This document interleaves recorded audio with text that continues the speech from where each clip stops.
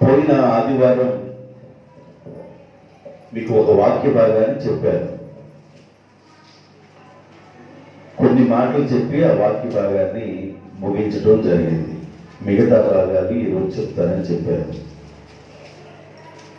యోబేలు గ్రంథం 3వ అధ్యాయము 10వ వచనాన్ని మనం ధ్యానం చేస్తూ ఉన్నాం. యోబేలు గ్రంథం 3వ అధ్యాయము 10వ వచనం. అమ్మా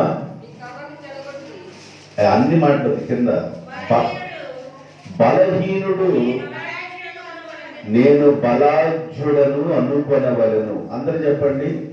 బలహీనుడు నేను బలాఢ్యుడను అనుకొనవలెను. బలహీనుడు చెప్పండి. నేను బలాఢ్యుడను అనుకొనవలెను. ఒకసారి ఇద్దరు పిల్లలు తన్నుకుంటున్నారు. ఒక అబ్బాయి ఏమన్నా బక్కోడు, ఒక అబ్బాయి ఏమన్నా లావుగా ఉన్నవాడు. ఇద్దరు తన్నుకుంటున్నారు. ఈ లావుగా ఉన్నవాడు బక్కవాడిని నెట్టేస్తున్నాడు. ఈ తన్నుకునే సమయంలో బక్కాయన నాన్నగారు ఆడికి వచ్చాడు. ఇప్పుడు బక్కబ్బాయికి ఎక్కడ లేని బలం వచ్చేసింది. మా నాన్న వచ్చేసాడని. దేవుడు కూడా ఏమంటాడంటే, నేను బలహీనుడను అనబాకు, నేను బలవంతుడను అను. నేను బలహీనురాలను, నేను బలహీనుడను, నా వల్ల ఏమి కాదు, నేనేమి సాధించలేను, నేనేమి చెయ్యలేను అని నువ్వు అనుకున్నట్లయితే జీవిత కాలంలో కూడా నీవేమి చేయలేవు. బ్రతుకున్నంత కాలంలో కూడా నీవేమి సాధించలేవు. అందుకని దేవుడు అంటాడు, నేను బలహీనుడను అనుకోవద్దు, నువ్వు నేను బలవంతుడను అనుకో అన్నాడు. ఎందుకు నువ్వు అనుకోవాలంటే, నీవు దేవుని బిడ్డవు. నువ్వెవరివి? నువ్వు దేవుని బిడ్డవు. మన దేవుడు ఎలాంటి వాడంటే, సముద్రపు పొంగును వాటి తరంగములను అణచువాడు. మన దేవుడు ఎలాంటి వాడంటే, తుఫాను యొక్క బలమును, బలమైన గాలి యొక్క బలమును అణచువాడు.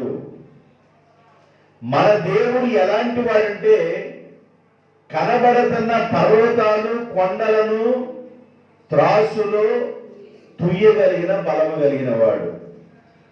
మన దేవుడు ఎలాంటి వాడంటే, కనబడుతున్న ఆకాశాన్ని చాపలాగా చుట్టగలిగిన వాడు. కాబట్టి దేవుడు బలవంతుడు కనుక, బలమైన దేవుని యొక్క పిల్లలుగా ఉన్న మీరు కూడా బలమైన వారుగా ఉండాలి. అలా ఉండాలి అంటే నమ్మి బాప్తిజాన్ని పొందాలి. ఏం చేయాలి? నమ్మి బాప్తిజం పొందువాడు రక్షింపబడును, నమ్మని వారికి శిక్ష విధించబడును. బాప్తిజం పొందడం వల్ల ఆయన కుమారులుగాను కుమార్తెలుగాను స్వీకరిస్తాడు.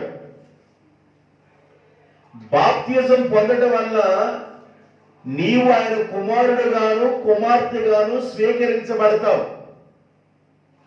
బాప్తిజము అంటే అర్థం ఏంటంటే, పునర్జన్మ సంబంధమైన స్నానం, తిరిగి జన్మించుట. ఆయన కుమారుడిగా కుమార్తెగా ఉన్న నీవు బాప్తిజాన్ని పొందడానికి ఆలస్యం చేయకూడదు. చాలా సమయాల్లో దేవుని కార్యాలు ఆలస్యం అవుతూ ఉంటాయి. కారణం ఏదో తెలుసా? నీవు ఆలస్యం చేస్తున్నావు, దేవుడు కూడా తన కార్యాలను ఆలస్యం చేస్తున్నాడు. నీవేం చేయాలంటే, దేవుని తెలుసుకున్న వెంటనే బాప్తిజం ద్వారా నేను ఆయన కుమారుని అవుతానని వాక్యం నాకు అర్థమైందయ్యా, కాబట్టి నాకు బాప్తిజాన్ని ఇవ్వండి, నేను ఆయన కుమారుడిగా బ్రతకాలనుకుంటున్నాను. బాప్తిజం ద్వారా నేను ఆయన కుమార్తెగా అవుతానని చెప్తున్నారు, కాబట్టి బాప్తిజం నాకు ఇవ్వండి, నేను ఆయన కుమార్తెగా బ్రతకాలనుకున్నాననే తీర్మానం నీకు వచ్చిన రోజున దేవుని కార్యాలను చూస్తావు. శరసాల నాయకుడికి నెల రోజులు ట్రైనింగ్ ఏమి ఇవ్వాల, 3 నెలల ట్రైనింగ్ ఏమి ఇవ్వాల. భక్తుడు ఒక్క రాత్రి వేళ వాకింగ్ చెప్పాడు. ఆ రాత్రి వాకింగ్ చెబుతూ ఉండగానే ఇంకా తెల్లవారక మునుపుగానే అర్ధరాత్రి వేళ పౌలు గారు చెప్పిన మాటలు, దేవుని యొక్క మాటలను నమ్మి అర్ధరాత్రి వేళ బాప్తిజాన్ని పొందారు.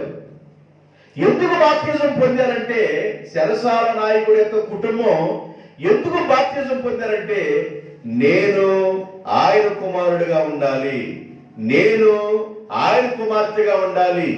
ఎందుకంటే నా దేవుడు బలవంతుడు. దేవునికి స్తోత్రం.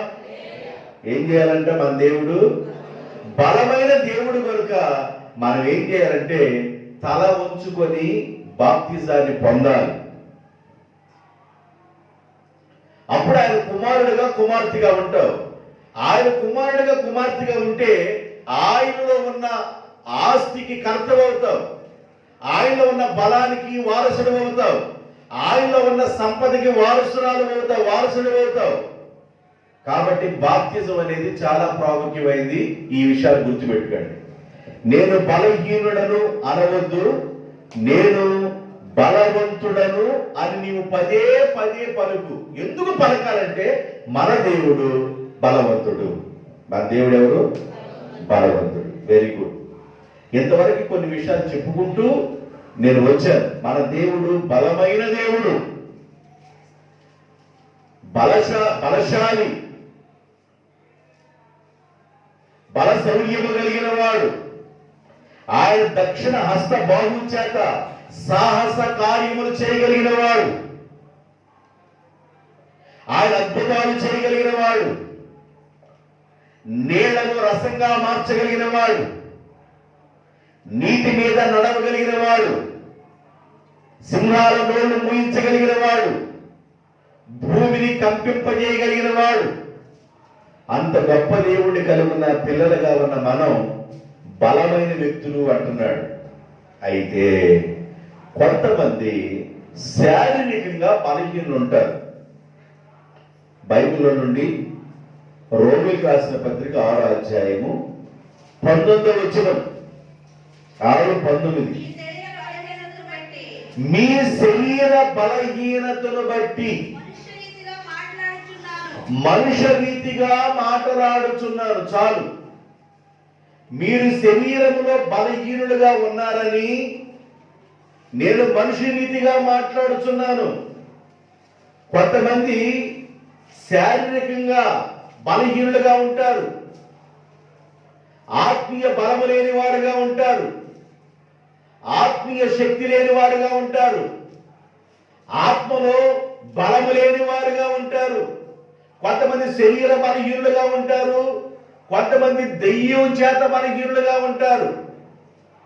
18 సంవత్సరాల నుండి నడుము మీద కూర్చుంది ఒక దెయ్యం. పోయిన ఆదివారం చెప్పాను. 18 సంవత్సరాల నుండి నడుము మీద కూర్చుంది. 18 సంవత్సరాల నుంచి నడుము మీద కూర్చొని నడుము వంగిపోయి ఉన్నా కూడా, బలహీనమైన దెయ్యం బట్టి ఆవిడ పీడిస్తున్నా కూడా దేవుని ఆలయానికి రావటం మానలేదు, దేవుని సన్నిధికి రావటం మానలేదు, దేవుని దగ్గరకు రావటం మానలేదు. 18 సంవత్సరాల నుండి నడుము వంగిపోయి ఉన్నా కూడా ప్రభు దగ్గరికి ఆమె నడుస్తూనే ఉంది. నడుము వంగిపోయి కూడా కాళ్ళు బాగున్నాయి, చేతులు బాగున్నాయి, ఆరోగ్యం బాగుంది, అయినా కూడా చాలా మంది ప్రభు దగ్గర రాలేకపోతున్నారు. నడుము వంగిపోయి 18 సంవత్సరాలు, 1, 2, 3 సంవత్సరాలు కాదు, 18 సంవత్సరాలు బలహీనురాలుగా ఉన్నా కూడా ఆమెలో ఉన్న విశ్వాసం ఏంటంటే, నేను దేవుని ఆలయానికి వెళ్ళాలి. టైం వచ్చింది. 18వ సంవత్సరంలో దేవుడు ఆమెను ముట్టి బాగు చేశాడు. యేసు ప్రభు కంటే సీనియర్ అన్నమాట ఆమె. యేసు ప్రభు 3.5 సంవత్సరాలే సేవ చేసింది. యేసు ప్రభు 3.5 సంవత్సరాలు, 30వ సంవత్సరంలో బాప్తిజం పొంది 3.5 సంవత్సరాలు సేవ చేశాడు. అంటే 33.5 సంవత్సరాలు. 33.5 సంవత్సరాల తర్వాత సిలువ వేయబడ్డాడు. యేసు ప్రభు సేవ కంటే కూడా ఇవి రోగం బాగా సీనియర్ అన్నమాట. 18 సంవత్సరాల సీనియర్ రోగంలో యేసయ్య ఆమెను ముట్టి బాగు చేశాడు. దేవునికి స్తోత్రం.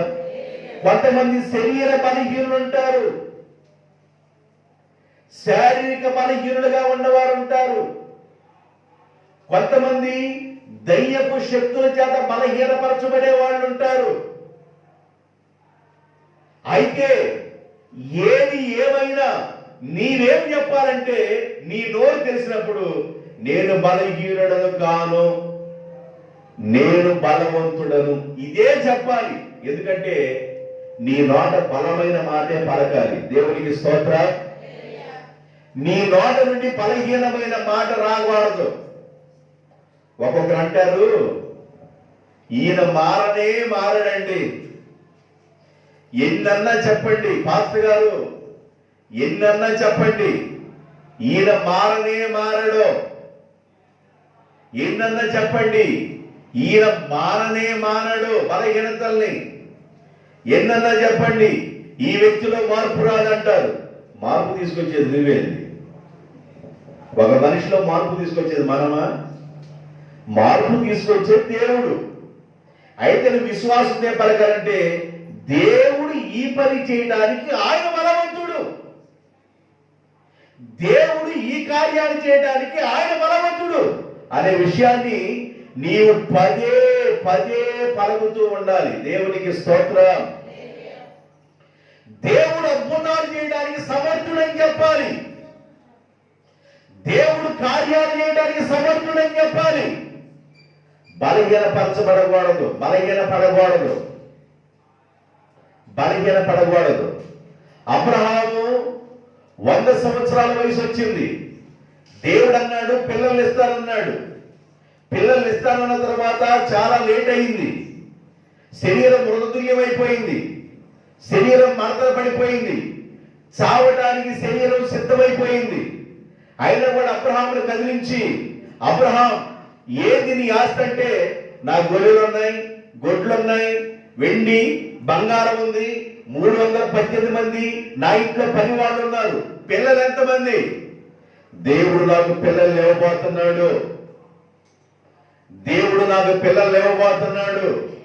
ఎంతమంది పిల్లల్ని? నేను అసలు లెక్క పెట్టలేనంత పిల్లలు లేవబోతున్నాడు. ఎంతమంది పిల్లలు లేవబోతున్నాడు దేవుడు?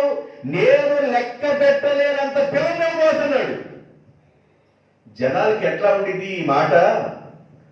ఈ మాట వినే జనానికి ఎలా ఉండిందంటే, రేపో మాపో చావబోతున్నాడు, రేపో మాపో చావడానికి శరీరం ఏమైనా బలహీనపరచబడిపోయింది, శరీరం మృతతుల్యమైపోయింది, మడతల పడిపోయింది, చావడానికి సిద్ధంగా దగ్గరగా ఉన్నాడు.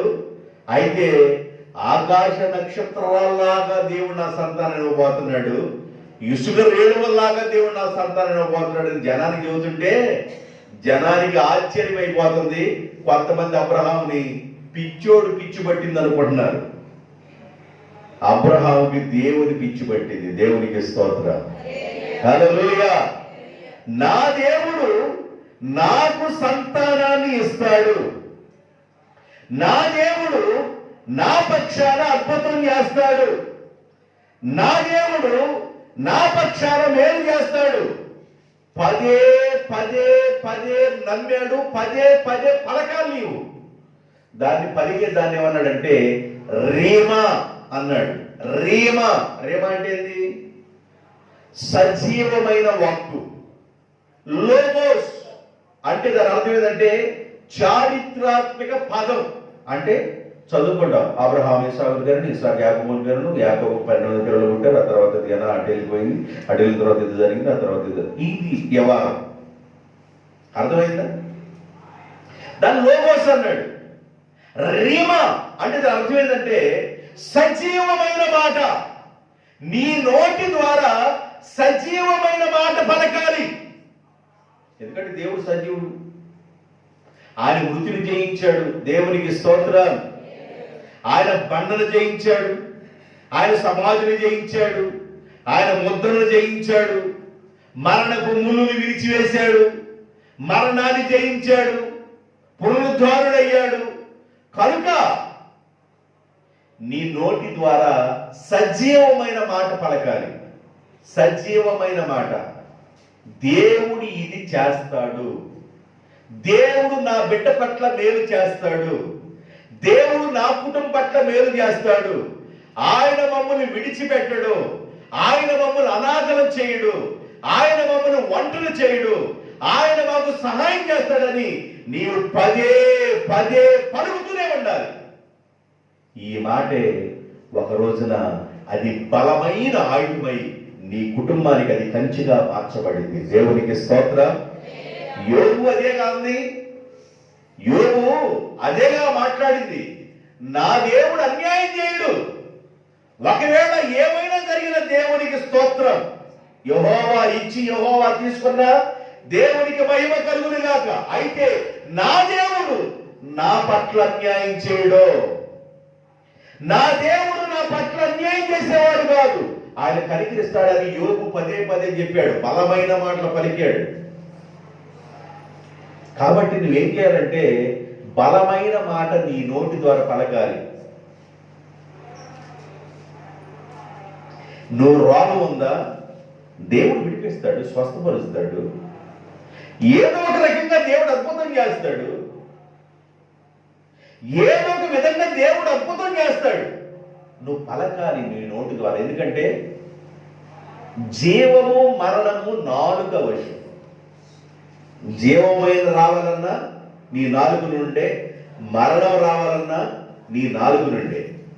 నీ నాలుగు ద్వారా జీవాన్ని గురించే మాట్లాడుదువుగాక, ఆశీర్వాదాన్ని గురించే మాట్లాడుదువుగాక, ఇతరులకు మేలు కలిగే విధంగా మాట్లాడుదువుగాక, ఇతరులకు కీడు కలిగే మాటలు నీ నోటి నుండి రాకుండా ఉండునుగాక. కాబట్టి బలమైన దేవుడిని మనం కలిగి ఉన్నాం. నేను బలహీనుడు అనొద్దు, నా దేవుడు బలవంతుడనే మాటను నువ్వు పలకాలి. అయితే నేను యెఫ్తా గురించి మాట్లాడుతూ ఆగిపోయాను. యెఫ్తా గురించి ఏం రాయబడిందంటే మొదటి రాజుల గ్రంథం 11వ అధ్యాయము 28వ వచనాన్ని చదివించి కొంచెం చెప్పి ఆగిపోయాను. చదవండి. అయితే యెరోబాము అను ఇతడు మహాబలము కలిగిన వాడై ఉండగా యవ్వనస్తుడైన యెరోబాము పని యందు శ్రద్ధ కలిగిన వాడు. ఆగండి. యెరోబాము ఎవరంటే ఒక సామాన్యమైన సైనికుడు, సిపాయి. సొలొమోను రాజ్య పరిపాలన కాలంలో ఒక సామాన్యమైన సైనికుడు, అయితే అతడు బలమైన వాడు. సొలొమోను తర్వాత రాజ్యం చీలిపోయినప్పుడు సామాన్యమైన సైనికుడికి 10 గోత్రాల వారిని దేవుడిచ్చాడు. యెరోబాము ఈ 10 గోత్రాల వారిని పరిపాలన చేయవయ్యా అని దేవుడు అప్పగించాడు. ఆయన ఎలా చేశాడో ఆ భాగం నేను చెప్పటంలా. యెరోబాము బలమైన వాడు, పని యందు శ్రద్ధ కలిగిన వాడు.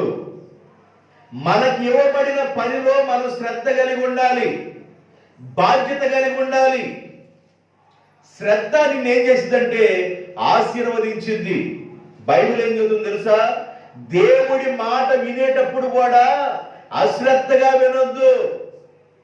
నీ దేవుడని యెహోవా మాట నువ్వు శ్రద్ధగా విని నేను నీకు ఆజ్ఞాపించు వాటన్నిటి చొప్పున నీవు చేసిన ఎడలా నీవు పట్టణంలో దీవించబడదువు, ఇంటిలో దీవించబడదు, పొలంలో దీవించబడదువు, నీ దుక్కిడెత్తులు దీవించబడును, నీ పిండి పిసుకు తొట్టి దీవించబడును. ఈ దీవెనలన్నీ నీ మీదకి వచ్చి ప్రాప్తించాలి అనంటే, ఆశీర్వాదాలు నీ మీదకి వచ్చి ప్రాప్తించాలి అనంటే శ్రద్ధగా ఉండాలి. దేవునికి స్తోత్రం. దేవుని దగ్గరికి వెళ్ళినప్పుడు కూడా బైబిల్ తీసుకున్నప్పుడు ఈ రోజున దేవుడు ఏమి మాట్లాడతాడు, సేవకుడు మరుగుపరిచి, సేవకుడు ఏంటంటే బోర్లాంటి వాడు. ఇక్కడ నేను నిలబడొచ్చు, ఇంకొకటి నిలబడొచ్చు, ఇంకొకటి నిలబడొచ్చు. నోటి దేవునికి బోర్లాగా వాడుకుంటాడు. సేవకుడిని మరుగుపరిచి దేవుడు ఏమి మాట్లాడబోతున్నాడో ఆ మాటను పట్టుకుంటే ఆ మాటే నీకు బలాన్ని ఇచ్చింది. దేవునికి స్తోత్రం. ఆ మాటే నీకు శక్తినిచ్చింది. దేవుడి మాటను ఎలా వినాలంటే శ్రద్ధగా వినాలి. యెరోబాము పని యందు శ్రద్ధ కలిగిన వాడు, శ్రద్ధ గలవాడు ఏలుబడి చేస్తాడు అని రాయబడింది బైబిల్లో. సామెతల గ్రంథం 12వ అధ్యాయము 24వ వచనం. శ్రద్ధగా పని చేయువాడు ఏలుబడి చేయును. సోమరి వెట్టి పనులు చేయును. పనులు ఎలా ఉండాలంట? ఒక పనిలో అడుగు పెట్టామంటే ఆ పనిలో శ్రద్ధ ఉండాలి. నిద్ర పట్టకూడదు. తాడు పేడు తేరవాలి. నిద్ర పట్టకూడదు. మనం ఒక పని చేయదలుచుకున్నప్పుడు ఆ పనిని ముగించేంత వరకు కూడా శ్రద్ధ కలిగి ఉండాలి. ఆసక్తి ఉండాలి. ఆశతో ఉండాలి. పనిలో శ్రద్ధ కలిగిన వాడు ఏలుబడి చేయును. ఏలుబడి అంటే వాడు ఏలుబడి చేసే వ్యక్తిగా ఉంటాడు. పనిలో శ్రద్ధ కలిగిన వాడు. బద్ధకస్తుడు, సోమరి బద్ధకస్తుడిగా ఉంటాడు. సోమరి బద్ధకంగా ఉంటాడు. పనిలో సోమరితనం, శ్రద్ధ లేనితనం, చదువులో శ్రద్ధ లేనితనం, ఈ దేవులో శ్రద్ధ లేనితనం. ఏమి సంపాదించలేవు. ఒక పనిలో నీకు శ్రద్ధ లేకపోతే నువ్వు ఏమి సాధించలేవు. ఏదైనా ఒకటి నేర్చుకునేటప్పుడు ఆ పని మీద నీకు శ్రద్ధ ఉండాలి. నేను ఇది ఖచ్చితంగా నేర్చుకోవాలి, నేను ఇది ఖచ్చితంగా చదవాలి, నేను ఖచ్చితంగా ఈ ప్రయత్నం చేయాలి, నేను ఖచ్చితంగా ఈ ఉద్యోగాన్ని కొట్టాలి, నేను ఇలాంటి విధానంలో ఉండాలని నీవు పదే పదే పదే శ్రద్ధ కలిగి ఉంటే ఏదో ఒక పనిలో నువ్వు శ్రద్ధ కలిగిన వాడు అవుతావు. ఆ పని నిన్ను బ్రతికించింది. దేవునికి స్తోత్రం. హల్లెలూయా. వడ్రంగి పని చేస్తున్నారండి. వడ్రంగి పని చేస్తుంటే పిల్లోడిని ఏమన్నాడంటే, అరే బాబు చెక్కలు ఆ చెక్క తీసుకురా, ఈ చెక్క తీసుకురా, ఉలి తీసుకురా, సుత్తి తీసుకురా, ఇదిగో పలాం తీసుకురా అంటే కొన్నాళ్ళు అట్లా పిల్లోడి చేత పని చేయించాడు. ఆ పిల్లోడు చూస్తా ఉన్నాడు. చెక్క తీసుకురా అన్నాడు, ఉలి తీసుకురా అన్నాడు, సుత్తి తీసుకురా అన్నాడు, మేకు తీసుకురా అన్నాడు. ఏం చేస్తున్నాడు మా యజమాని చూశాడు. ఒక వారం రోజులు చూసి ఏం చేస్తున్నాడు గమనించాడు. ఆ తర్వాత బెజ్జాలు కొడుతున్నాడు. మంచం బిగించడానికి బెజ్జాలు కొడుతున్నాడు అనుకోండి. ఎట్లా కొడుతున్నాడు బెజ్జాలు చూశాడు. ఆ తర్వాత వీడు కూడా బెజ్జాలు కొడతాం ప్రయత్నం చేశాడు. ఎట్లా కొట్టాడు మా యజమాని. ఆ బెజ్జాలు కొట్టినప్పుడు ఎట్లా గీతలు గీసుకున్నాడు, ఆ గీతల విధానం ఎట్లా ఉంది, ఇవన్నీ అబ్జర్వ్ చేశాడు. అబ్జర్వ్ చేసి 1-2 నెలల తరకు మునిపే మంచంని ఆ వ్యక్తి తయారు చేయడానికి సిద్ధమైపోయాడు. మంచం తయారు చేశాడు. ఇంకొక వ్యక్తి ఉన్నాడు, 2 సంవత్సరాలు అయింది. శుద్ధి తీసుకెళ్తున్నాడు, నమ్మకస్తుడు. ఉల్లి తీసుకెళ్తున్నాడు, నమ్మకస్తుడు. అరే పలానా తీసురా, నమ్మకస్తుడు. ఆయన నమ్మకస్తుడే, ఈయన కూడా నమ్మకస్తుడే. ఇద్దరు నమ్మకస్తులే. ఒకడికి ఏమైనా 2 నెలల్లో పని వచ్చింది, ఒకడిగా 2 సంవత్సరాలు అయినా నమ్మకంగానే ఉన్నాడు కానీ పని. వీడికి ఏమన్నా శ్రద్ధ ఉంది, వీడికి ఏమన్నా నేను నమ్మకంగా పనిచేస్తున్నాను యజమాని కింద అనుకుంటున్నాడు. అది కాదు. ఒక మనిషి భూమి మీద ఏదైనా సాధించాలి అని అంటే కసి ఉండాలి. దేవునికి స్తోత్రం. హల్లెలూయా. కసి ఉండాలి. నేను ఇది సాధించాలి.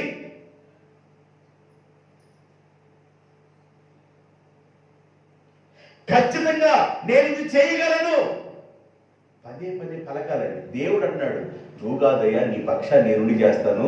అయితే నువ్వేం చేయాలంటే, నేను బలహీనుడను కాను, నేను బలవంతుడని నువ్వు పలుకుతూ ఉండు అన్నాడు. నేను బలహీనుడను కాను, నేను బలవంతుడని పదే పదే పలుకు. ఆ పలుకే నీకు ఆశీర్వాదకరంగా మార్చబడింది. పని యందు శ్రద్ధ గలవాడు యెరొబోము. పని యందు శ్రద్ధ గలవాడు. తీతు పత్రిక 3వ అధ్యాయం 8వ వచనం. 3వ అధ్యాయం 8వ వచనం. తీతు పత్రిక 3వ అధ్యాయము 8వ వచనం. ఈ మాట నమ్మదగినది గనుక దేవుని యందు విశ్వాసము ఉంచిన వారు, అందరూ చెప్పండి, సత్క్రియలను శ్రద్ధగా చేయుట యందు మనసు కలిగి ఉండుడి. అందరూ చెప్పండి, సత్క్రియలను శ్రద్ధగా చేయుట యందు మనసు కలిగి ఉండుడి. సత్క్రియ అంటే ఏంది? మంచి పని. మంచి పనులు చేయడానికి శ్రద్ధ కలిగి ఉండాలి. శ్రద్ధ గలవాడు ఎరుబడి చేయును. శ్రద్ధ కలిగిన వాడు బలమైన వ్యక్తి అవుతాడు. పనిలో శ్రద్ధ కలిగిన వాడు యెరొబోము శ్రద్ధగా ఉన్నాడు కనుక 10 గోత్రాల వారిని పరిపాలన చేయడానికి దేవుడే ఆ వ్యక్తికి అవకాశం ఇచ్చాడు. ఒక బలమైన వ్యక్తికి అవకాశం ఇవ్వటం కాదు, అది బలమైన వ్యక్తి ప్లస్ శ్రద్ధ కలిగిన వాడు. కొంతమందికి బలమే ఉంటుంది, శ్రద్ధ ఉండదు. బలమైన వ్యక్తులుగా ఉండాలి, శ్రద్ధ కలిగిన వ్యక్తులుగా ఉండాలి. అప్పుడే ఏదైనా ఒక కార్యం చేయగలం. పాస్టర్ గారు మోకరించమన్నాడా? ఖచ్చితంగా మోకరించాలి. మోకరించాలి. నిద్ర వస్తుందా? లేసన్నా ప్రార్థన చేయాలి. లేసన్నా ప్రార్థన, ఒక కసి ఉండాలి నీకు. లేసన్నా చేయాలి, లేసన్నా చేయాలి, తిరుగుతానన్నా చేయాలి. కొంత సమయం నీ ప్రభు సన్నిధిని గడపాలని నీవేం చేయాలంటే తీర్మానం చేసుకోవాలి. కుటుంబ పరిస్థితులు మార్చబడాలన్నా, సంఘ పరిస్థితులు మార్చబడాలన్నా ప్రార్థన చాలా ప్రాముఖ్యమైనది. దేవునికి స్తోత్రం. సంఘంలో ఎంత ప్రార్థన అయితే ఉండిద్దో నువ్వు ఎవరిని పిలవాల్సిన అవసరం లేదు. దేవుని ఆత్మ ఆకర్షించేది సంఘానికి అనేకల్ని వేల వేసి పిలిచింది. సంఘంలో ప్రార్థన ఉండాలి. సంఘంలో విశ్వాసుల కుటుంబాల్లో ప్రార్థన ఉండాలి. కొన్ని కుటుంబాల్లో ప్రార్థన ఉండదు, ప్రార్థన చేయరు. వాక్యం విన్నాం ఈరోజు, అమ్మయ్య ప్రభువా నీ యందు నేను భయభక్తి కలిగి ఉన్నాను, వాక్యం విన్నాను, ఇంటికి వెళ్ళిన తర్వాత భోజనం చేసుకున్నాను, మంచం మీద కూర్చున్నాను, తండ్రి వేసిన ప్రభువా నీ బంగారు దోతలు కాపుదలు పెట్టాను అనుకున్నా, ఆయన పెడతాడుగా, పడుకున్నా. ఏమండి, ప్రార్థన అంటే దేవునితో సహవాసం చేయటం అని అర్థం. దేవునికి స్తోత్రం. దేవునితో నువ్వు ఎంతైతే సహవాసం చేస్తావో అంత రీఛార్జ్ అవుతావు. దేవునితో నువ్వు ఎంతైతే సహవాసం చేస్తావో అంత రీఛార్జ్ అవుతావు.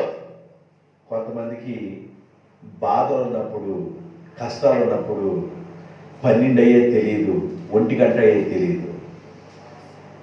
బాధలున్నా లేకపోయినా, కష్టమున్నా లేకపోయినా నీకు ఒక ఆసక్తి ఉండాలి.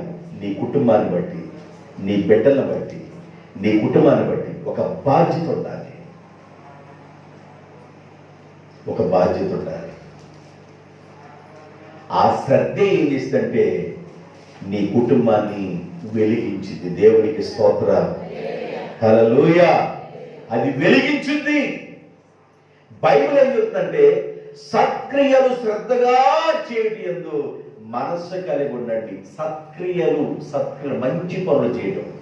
ఎవరైతే మంచి పనులు చేయడానికి శ్రద్ధ కలిగి ఉంటారో వారికి బాధ్యతలు అప్పగించబడతాయి. బాధ్యతలు అప్పగించబడిన తర్వాత నమ్మకంగా ఉన్నామో నమ్మకం లేదో తర్వాత సంగతి. నమ్మకం ఉంటే జీతం, నమ్మకం లేకపోతే తర్వాత దేవుడికి ఏది ఇవ్వాలో ఇచ్చేస్తాడు. యెరొబోము అప్పుడు నమ్మకంగా ఉన్నాడు, బలమైన వ్యక్తిగా ఉన్నాడు, శ్రద్ధగా ఉన్నాడు కాబట్టి 10 గోత్రాల వారిని పరిపాలన చేసే అవకాశాన్ని దేవుడిచ్చాడు. సామాన్యమైన సిపాయికి, సామాన్యమైన సైనికుడికి. అర్థమైందా? మూల కారణం ఏంటంటే శ్రద్ధగా ఉన్నాడు పనిలో. దేవునికి స్తోత్రం. రెండో మాట చెప్తాను. రెండో మాట 2 సమూయేలు గ్రంథం రెండో సమూయేలు గ్రంథం 23వ అధ్యాయము 22వ వచనం. 23వ అధ్యాయము 22వ వచనం. ఈ కార్యములు యెహోయాదా కుమారుడైన బెనయా చేసినందున ఆ ముగ్గురు బలార్జునలోను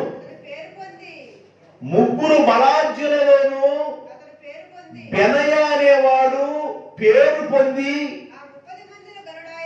ఆ 30 మందిలో గరుడాయను. నా వైపు చూడండి. దావీదు గారి దగ్గర యమాహేమీలు యుద్ధం బాగా చేతగలిగిన వాడు, మంచి యుద్ధశాలులు 30 మంది ఉన్నారు. ఎంతమంది ఉన్నారు? 30 మంది ఉన్నారు. అయితే దావీదు గారు అన్నారు, వాళ్ళకెళ్ళి చూసి, బాయ్ నాకు బాగా దాహం అవుతుంది, నాకు బాగా దప్పిక అవుతుంది, మీరేం చేయాలంటే బెత్లెహేములో ఉన్న గవిని దగ్గర ఉన్న బావిలో నీళ్లు తీసుకొని వచ్చి నాకు గానిస్తే నేను సంతోషిస్తాను అన్నాడు. ఆ 30 మందిలో ధైర్యం చేసి వెళ్ళడానికి ఆలోచన చేస్తున్నారు. ఎందుకంటే బెత్లెహేము ఊరి గవిని బావి దగ్గర ఫిలిష్తీయుల దండున్నారు.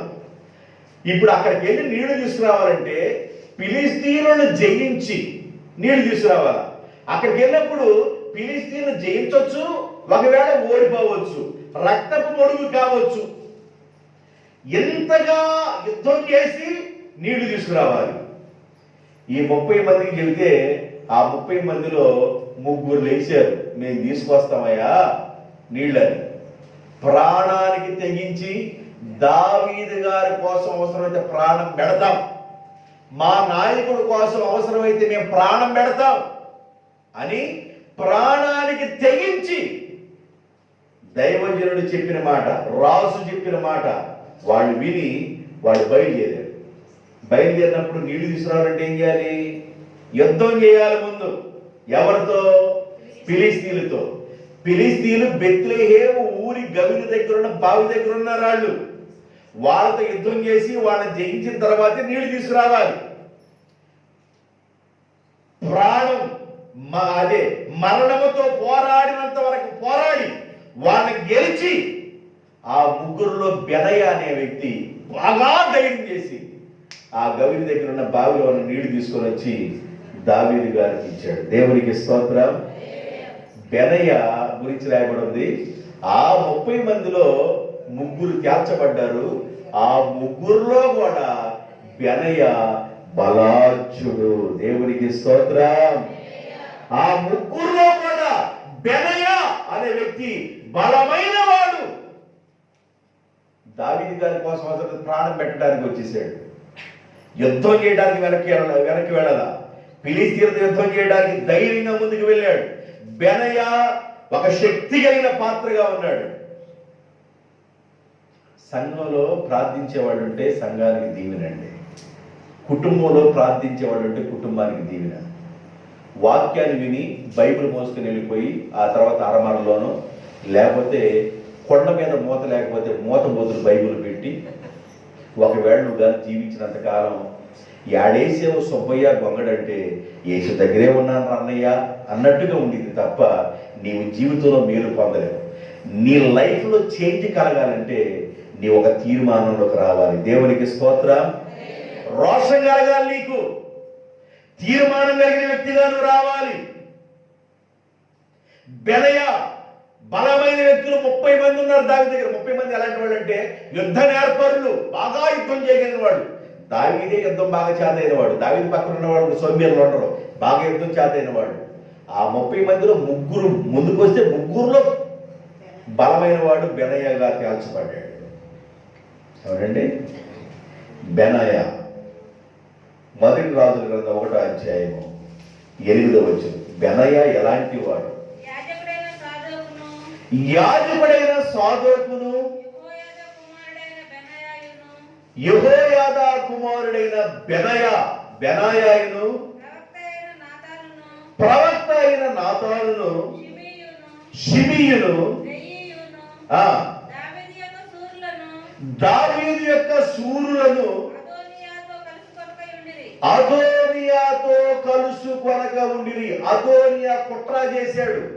అదోనియా దావీదు గారు ఇంకా పెద్దవాడైపోయాడు కాబట్టి నేనే రాజును అవుతాను, నేనే వెళ్ళిపోయి సింహాసనం ముందు కూర్చున్నామని అదోనియా చేసిన కుట్రలో బెనయా చేరలేదు. దేవునికి స్తోత్రం. అంటే దాని మొత్తం ఇప్పుడు చదివిన దాని మొత్తంలో మీకు సారాంశం చెబుతున్నా. బెనయా అదోనియా కుట్రలో చేరలేదు. మీకు ఒక మాట మీద బాగా అర్థమైంది. అబ్షలోము యొక్క కుట్రలో అహీతోపేలు చేరెను. ఎంతవరకు అర్థమైందా? అహీతోపేలు అబ్షలోము ఆలోచనలు మార్చేశాడు. మీ నాన్న బ్రతకడం అనవసరం, మీ నాన్న అడవిలో ఉన్న కూడా ఎప్పుడోసారి నీకు మొప్పు వచ్చింది, అడవిలో ఉన్న మీ నాన్న కూడా చంపేశారు బాబు అని అహీతోపేలు అబ్షలోముతో చెప్తాడు. వీళ్ళిద్దరు ఆలోచనలు కుట్ర ఆలోచనలో అబ్షలోము యొక్క కుట్ర ఆలోచనలో అహీతోపేలు చేరాడు, అహీతోపేలు కుట్ర ఆలోచనలో అబ్షలోము చేరాడు. కానీ బెనయా అదోనియా కుట్రలో చేరలేదు. బెనయా ఎవరయ్యా అంటే బలమైన వాడు.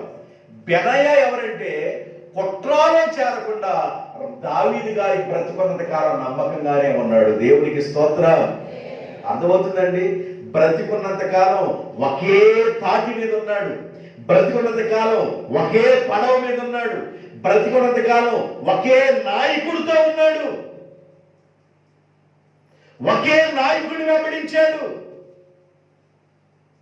అలాంటి వాడు బెనయా. బెనయా గురించి ఏం రాయబడిందంటే బెనయా బలమైన వ్యక్తి, ప్రాణమును కూడా లెక్క చేయనివాడు. అర్థమైందా?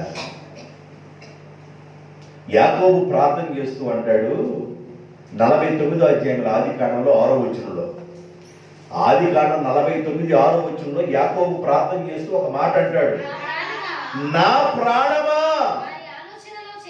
ఎవరు ఆలోచనలంట? ఆడపిల్లలయ్యే. ఆడపిల్లల ఆలోచనలు. నా ప్రాణమా వారి ఆలోచనలో నువ్వు చేరవద్దు. కడుపును పుట్టిన పిల్లలే రకరకాలుగా ఉన్నారు. అయితే నా ప్రాణమా వాళ్ళ ఆలోచనలు చేరొద్దు. బెనయా అదే కుట్రలో చేరలేదు. ఒక ప్రత్యేకమైన వ్యక్తులుగా ఉన్నారు. అందుకని దేవుడు అంటాడు, నేను అబ్రహాము దేవుడను, ఇస్సాకు దేవుడను, యాకోబు దేవుడునని పిలవబడ్డానికి నేను ఏమాత్రం సందేహించట్లా. అఫీషియల్గా ఫీల్ అవుతున్నాను అంటాడు దేవుడు. అబ్రహాము, ఇస్సాకు, యాకోబుల దేవ. ఏలియా ప్రార్థన చేస్తూ కూడా ఏలియా ప్రార్థన ప్రారంభం అంటాడు, అబ్రహాము, ఇస్సాకు, యాకోబుల దేవా అంటాడు. మన దేవుడు మన పితరుల దేవుడు. యాకోబు అంటాడు వారి ఆలోచనలో చేరొద్దు. సొంత కుమారులు అండి, సొంత కుమారులు కుట్రాలు చేసే కుమారులు ఉన్నారు. అలాంటి వారి ఆలోచనలో కూడా నీవు చేరవద్దు అంటాడు. ఇప్పుడు 2 విషయాలు చెప్పాడు. ఒకటి బెనయా బలాజుడు, యెరోబాము బలాజుడు. యెరోబాము ఎలా బలాజుడు అంటే పని యందు శ్రద్ధ కలిగినవాడు. బెనయా ఎలా బలాజుడు? కుట్రాలో చేరకుండా సైన్యంలో నమ్మకం ఉన్నాడు, నాయకుడికి నమ్మకంగా ఉన్నాడు, చెడు ఆలోచనలోకి వెళ్ళలేదు. అందువల్ల బెనయా నమ్మకస్తుడిగా ఉన్నాడు. దేవునికి స్తోత్రం. 3వ మాట చెప్పేసి వాక్యాన్ని ముగించేస్తాను. మొదటి సమూయేలు గ్రంథం 17వ అధ్యాయము, మొదటి సమూయేలు గ్రంథం 17వ అధ్యాయము 50వ వచనం. దావీదు ఫిలిష్తీయుని కంటే బలాఢ్యుడై ఖడ్గము లేకయే ఒడిసేలతోను రాతితోను ఆ ఫిలిష్తీయుని కొట్టి చంపెను. అందరూ చెప్పండి, అందరూ చెప్పండి. దావీదు ఫిలిష్తీయుని కంటే బలవంతుడై ఉండెను. ఫిలిష్తీయుడు ఎంతవాడంటే 6 మూరల జానుడు ఉన్నాడు. పిల్లలంతా అక్కడ దాకా ఉన్నాడు. దావీదు ఎంత ఉన్నాడు? ఒక బుడ్డవాడుగా ఉన్నాడు దావీదు. మనిషిని ఇలా చూడాలా. దావీదు ఫిలిష్తీయుని కంటే బలమైన వాడుగా ఉండెను. ఎలా ఉన్నాడు దావీదు ఫిలిష్తీయుని కంటే బలమైన వాడుగా ఎలా ఉన్నాడంటే, దావీదు దేవుని యొక్క వాగ్దానాలు చూశాడండి. ఇజ్రాయేల్ ప్రజలందరూ గొలియాతును చూసి, ఆయన యొక్క స్వరాన్ని చూసి, ఆయన ఎత్తును చూసి, ఆయన దగ్గరికి వెళ్తే మనం మామూలుగా బ్రతుకుతామా? ఒక గుద్దు గుద్దితే చచ్చిపోతాం, లేదా తలకాయ లాక్కుని సంకలం పెట్టుకునేట్టు వచ్చితే చచ్చిపోతాం. ఇలాంటి వ్యక్తి 600 జానుడు ఉన్నాడు. ఆ కొండ చివర ఆయన ఉన్నాడు, ఈ కొండ చివర మనం ఉన్నాం. ఆయన మాట్లాడుతుంటేనే కొండలో ఉండే రీసౌండ్ వచ్చేస్తుంది. ఎవడెళ్తాడు దానికి? ఇజ్రాయేల్ అందరూ పారిపోతున్నారు. రాజుగా ఉన్న సౌలు కూడా పారిపోతున్నాడు. ఆ పారిపోయే వాళ్ళు వాళ్ళ అన్నలు ఉన్నారు. వాళ్ళ అన్నలు ఆర్మీలో ఉన్నారు. ఆర్మీ సైన్యం అది. దావీదు గారు అన్నలు ఉన్నారు. వాళ్ళు చూడటానికి బాగా యుద్ధం చేస్తున్నారని జున్నిగడ్డలో పేలాలు తీసుకెళ్తున్నాడు. బాగా తిని జున్నిగడ్డలు తిని బాగా నడుము బిగిసిన తర్వాత యుద్ధం బాగా చెయ్యయ్యా అని జున్నిగడ్డలు తీసుకెళ్తున్నాడు. జున్నిగడ్డలు తీసుకెళ్తుంటే జున్నిగడ్డలు తినడానికి రాకుండా ఒకటే బిన్ను పరిగెడుతున్నారు వెనక్కి తిరిగి. దావీదు కనబడ్డాడు. రేయ్, నువ్వు ఎందుకు వచ్చాడు కన్నాడు. వీళ్ళు యుద్ధం చేస్తున్నాడుగా. నీవు నీ మూర్ఖత్వం మాకు తెలుసురా, గొర్రెలు ఏమైపోయినరా, గొర్రెలు వదిలిపెట్టి వచ్చావు అన్నాడు. గొర్రెలు ఉన్నాయి కానీ మీరే నిలబడి పరిగెడుతున్నారు అన్నాడు.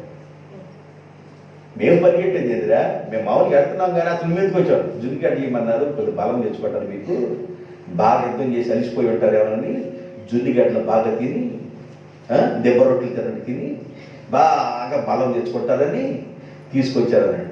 జున్నిగడ్డ లేదు, ఇంకేం లేదు, కానీ అసలు ఇక్కడికి వెళ్ళిపోవాలన్నాడు. మీరు పరిగెట్టండి, మీరు వెళ్ళిపోండి అన్నాడు. వెనకొచ్చి ఏంటి ఎందుకు పరిగెడుతున్నారు అన్నాడు. ఓరి బాబు ఏం చెప్పమంటావు, 40 రోజుల నుండి ఒకటే ఏకో సౌండ్. ఏ సౌండ్? ఒకటే రీసౌండ్. వాడు ప్రతిరోజు వస్తున్నాడు, ఛాలెంజ్ చేస్తున్నాడు, సవాలు చెబుతున్నాడు, వెళ్ళిపోతున్నాడు. ఒక్కడ ధైర్యం చేయట్లేదయా పలానోడు అన్నాడు. ఆహా, అదే 11 వచనంలో ఒక మాట ఉన్నది. 17-11 సౌలును ఇశ్రాయేలీయులందరూ రాజైన సౌలు పరిపాలన కింద ఉన్న ఇశ్రాయేలీయులందరూ ఆ ఫిలిష్తీయుని మాటలు విన్నప్పుడు బహుభీతులైరి. మాటలు విన్నప్పుడు బహుభీతులైరి. సైతాన్ వేసే డైలాగులు ఒక్కోసారి ఒక్కొక్క విధంగా డైలాగులు వేసింది సైతాన్. ఏమని డైలాగ్ వేసిందంటే, నీ శక్తి లేదు, బలం లేదు. శక్తి ఉందా, బలం లేదు, ఇక అనగలే. నేనేమనుకుంటాను, శక్తి లేదనుకుంటాను, బలం లేదనుకుంటాను. ఇక నీకు వీడు ఫీల్ అయ్యి ఎంత ప్రార్థన చేసినా కూడా వెళ్ళనట్టు ఉంటుంది. దేవుని శక్తి నీ నోట నుండి బయలుదేరుతుందని నువ్వు నమ్మాలి. దేవునికి స్తోత్రం, హల్లెలూయా. సైతానుడు భ్రమపరుస్తాడండి, భ్రమపరుస్తాడు వాడు.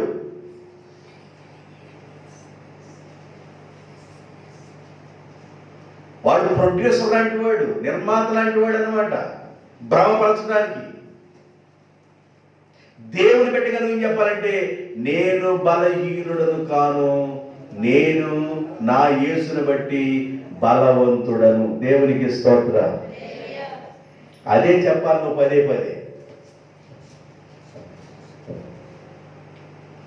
దేవుడు ఏదైనా కార్యం చేయడానికి సమర్థుడు. ఇశ్రాయేల్ ప్రజలకు రాజుగా ఉన్న సౌలు కింద పాలనలో ఉన్న ఇశ్రాయేల్ ప్రజలందరూ గొలియాతు మాట విని పరిగెట్టి వెళ్ళిపోతుంటే, బొడ్డవాడు ఉన్న దావీదు అంటాడు, ఎందుకు పరిగెడుతున్నారంటే, అయ్యా ఆయన నడుస్తున్నాడు, మాకు భయం వేసినాడు. ఆయన మాటలు విన్నప్పుడు భయపడ్డారు. అయితే ఈయన అంటాడు, నాకు అప్పగించండి ఆ వ్యక్తిని, సున్నత లేని ఫిలిష్తీయుడిని, మొక్కలు ఈ సాంగాసి పక్షులు చేస్తారు అన్నాడు. వాళ్ళలో పరిగెత్తే వాళ్ళు ఒకడు విని ఆడింకా స్పీడ్గా పరిగెత్తుకుంటూ వెళ్ళిపోయి సౌలుతో చెప్పాడు, రాజా మనందరూ, నువ్వు నీతో పాటు మేమందరం కూడా రన్నింగ్ రేసులో బాగానే ఉన్నాము, వెనక్కి తిరిగి పరిగెత్తే విషయంలో బాగానే ఉన్నాము. అయితే ముందుకు పరిగెత్తే ఒక శాప వచ్చింది. దేవునికి స్తోత్రం. చచ్చిపోయిన చేపలన్నీ నీడ కొట్టుకెళ్తాయి, బతికున్న చేపలు నీడకి ఎదురెళ్తాయి. ఎదిరాత్రం ఒక శాప వచ్చింది అన్నాడు. ఏ శాప అన్నాడు. ముట్టోడయ్యా అన్నాడు. ఏంది అన్నాడు. నాకు అప్పగిస్తే ముక్కలు ముక్కలు చేస్తానన్నాడు అన్నాడు. ఒరి నాయన ఎవడో పొట్టుకెట్టరా బాబు ఉందన్నాడు. తీసుకెళ్తే పొట్టువాడిలాగా కనపడ్డాడు. ఏమయ్యా చూస్తానికి ఏమైనా చిన్నపిల్లడిలాగా ఉన్నావు, ఎలా చంపగలిగిందంటేను, రాజా నీకు తెలియదు నా గురించి, గొర్రెలు కాస్తున్నప్పుడు ఒకసారి తోడేలు వచ్చింది, దాన్ని చీల్చేశాను రాజా. సింహం కూడా వచ్చేసింది, దాన్ని కూడా చీల్చేశాను. తోడి కంటే సింహం కంటే పెద్ద గొప్పోడా వస్తువా, నాకు అప్పగిస్తే మొక్కలు చేస్తాను రాజా అన్నాడు. ఊరి నాయన మామూలుడు కాదు, ఇదిగో నా దగ్గర ఎంత సామాగ్రి ఉంది, ఈ మొత్తం వేసుకెళ్ళాడు. నీ అవసరం లేదు, నాకు ఒక కాటి పేరు ఉంటే చాలు అన్నాడు. ఒడిశాల రాయి, నాకు ఒక ఒడిశాల రాయి ఉంటే చాలు, ఆయన ఎట్టగొట్టం నాకు తెలుసు అన్నాడు. ఒడిశాల రాయి తీసుకొని వెళతా ఏటి నీళ్ళల్లో 5 రాళ్ళు ఏరుకొని నున్నటి రాళ్ళు ఆ రాయి తీసుకుని వెళ్ళిపోయి ఒకే ఒక రాయితో కొట్టగా నొసట మీద తగిలింది. ఎప్పుడైతే దావీదు ప్రయత్నం చేసి కొట్టాడో దేవుడు జోక్యం చేసుకున్నాడు. వెనక మోడం చూసావా, పటామని కొట్టగా ఈడ కొడితే వెనక పడాల్సినాడు ముందుకు బొక్క పోవాలని స్తంభం పడ్డాడు. ఆ లోయలో పడి, ఎలా లోయలో పడి పరిగెత్తుకొని వెళ్ళిపోయి ఆయన కత్తి తీసుకుని మొక్కలు చేసి ఇజ్రాయేల్ మీద ఉన్న నిందను తొలగించాడు దావీదు. దేవుడికి స్తోత్రం. దావీదు ఫిలిష్తీయుల కంటే మహాబలవంతుడై బొడ్డోడినంటే దేవుడిని బట్టి. ఎవరిని బట్టి? దేవుడిని బట్టి. నా మాటలు ముగించబోతున్నాను. దేవుడిని బట్టి నువ్వు బలమైన వ్యక్తి కావాలంటే, ఒకవేళ ఇంకా బాప్తిజం పొందలేదా, బాప్తిజం పొందండి. సిగ్గుపడకండి, చాలా తొందరపడండి. నమ్మి బాప్తిజం పొందండి. ఆయన కుమారుడిగా నీకు ముద్రేస్తాడు దేవుడు. బాప్తిజం పొందిన వెంటనే నీ నొసట దేవుడు ముద్రేస్తాడు. ఆలోచించి సేవకుడిని బతి ఉన్నాడు, నాకు బాప్తిజం ఇయ్యాలి. అర్ధరాత్రి వేళ బ్రతిలాడేది శరసాల నాయకుల కుటుంబం. రాత్రి వేళ అయ్యా తెల్లారి తర్వాత ఇద్దామయ్యా బాప్తిజం కాదు, ఈ రాత్రి ఇవ్వండి. నీ తీర్మానం అలా ఉన్న రోజున నీ కుటుంబ పక్షాన దేవుడు మేలు చేస్తాడు. ఏదైతే కాదనుకుంటున్నారో, ఏదైతే జరగట్లేదు అనుకుంటున్నారో, ఏ అద్భుతమైతే నా కుటుంబంలో జరగట్లేదని బాధపడుతున్నారో, ఆ అద్భుతము నీ కుటుంబంలో జరుగునుగాక. కాబట్టి ప్రార్థన చేసుకోండి. బాప్తిజం పొందినవాడు పొందండి. బాప్తిజం పొందిన వాళ్ళు ఇంకా ధైర్యం తెచ్చుకునే ప్రభువుని బట్టి ప్రార్థన చేద్దాం. దేవుడి ఈ మాట ద్వారా మిమ్మలను మీ కుటుంబాన్ని దీవించునుగాక. ఆమేన్. చిన్న ప్రార్థన చేద్దాం. ప్రేమాస్వరూపుడైన మా ప్రియ పరలోకపు తండ్రి యేసయ్యా, మీకు వందనాలు. బాప్తిజం పొందకుండా సంఘంలో ఉన్న బిడ్డలు ఉన్నారయ్యా. మీ బిడ్డలు బాప్తిజం పొంది మీకు సాక్షులుగా ఉండటానికి ఒక బలమైన నిశ్చయితలోకి, తీర్మానంలోకి తీసుకురండి. సంఘంలో బలమైన పనిముట్లుగా మొక్కలుగా ఉండే భాగ్యాన్ని దయచేయండి. కూడొచ్చిన బిడ్డలందరూ దీవించండి. మీ చేతిలో పనిముట్లుగా పాత్రలుగా ఉంచమని మీ బిడ్డలందరూ దీవిస్తూ యేసు నామములో ప్రార్థన చేయుచున్నాను తండ్రి. ఆమేన్.